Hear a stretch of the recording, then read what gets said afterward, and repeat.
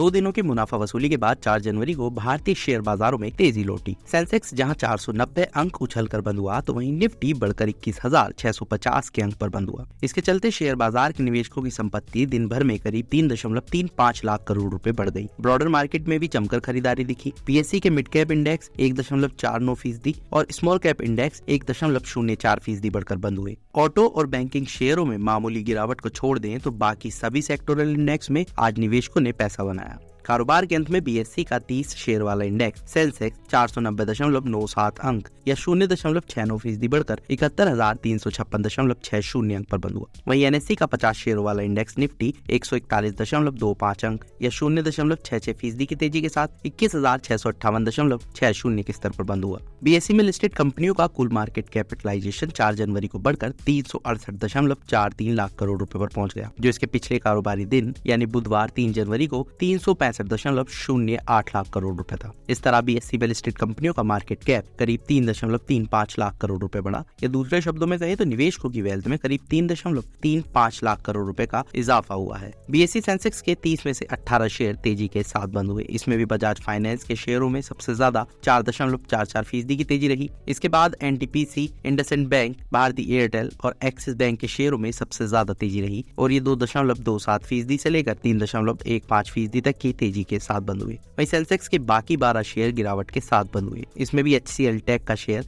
1.18% की गिरावट के साथ टॉप लूजर रहा। वहीं Mahindra and Mahindra, Maruti Suzuki, Hindustan Unilever और अल्ट्राटेक सीमेंट के शेयर 0.73% से लेकर 0.82% की गिरावट के साथ लाल निशान में बंद हुए। मेहता इक्विटीज के प्रशांत तापसे का कहना है कि यूएस FOMC की बैठक के मिनट में 2024 में दरों में 2 से 3% कटौती के संकेत मिले हैं, जिससे घरेलू निवेशकों में खुशी की लहर देखने को मिली। रियल एस्टेट शेयरों में भारी तेजी के चलते बाजार 2 दिन की गिरावट से उभरते हुए बढ़त के साथ बंद हुआ है। वर्तमान में मंदी के दौर से गुजर रहा चीन इस समय भारतीय बाजारों के लिए बहुत बड़ा सपोर्ट बन गया है। चीन के बाजारों की कमजोरी के चलते विदेशी निवेशक भारत की तरफ रुख कर रहे हैं, जिसके चलते विदेशी और घरेलू दोनों निवेशक भारतीय बाजार में निवेश करते दिख रहे हैं। आर्थिक गतिविधियों में तेजी बनी रहने के साथ ही आगे कॉर्पोरेट आय में भी तेजी बने रहने की उम्मीद है। इसके चलते बाजार में तेजी कायम रहने की संभावना है। रैली गियर ब्रोकिंग के अजीत मिश्रा का कहना है कि कमजोर ग्लोबल संकेतों और दिग्गज शेयरों में मिले जुले रुझान इंडेक्स में और कंसोलिडेशन की ओर इशारा कर रहे हैं। ट्रेडर्स को हाई रिस्क मैनेजमेंट पर ध्यान देने के साथ चुनिंदा क्वालिटी शेयरों पर ही दाव लगाने की रणनीति पर कायम रहना चाहिए।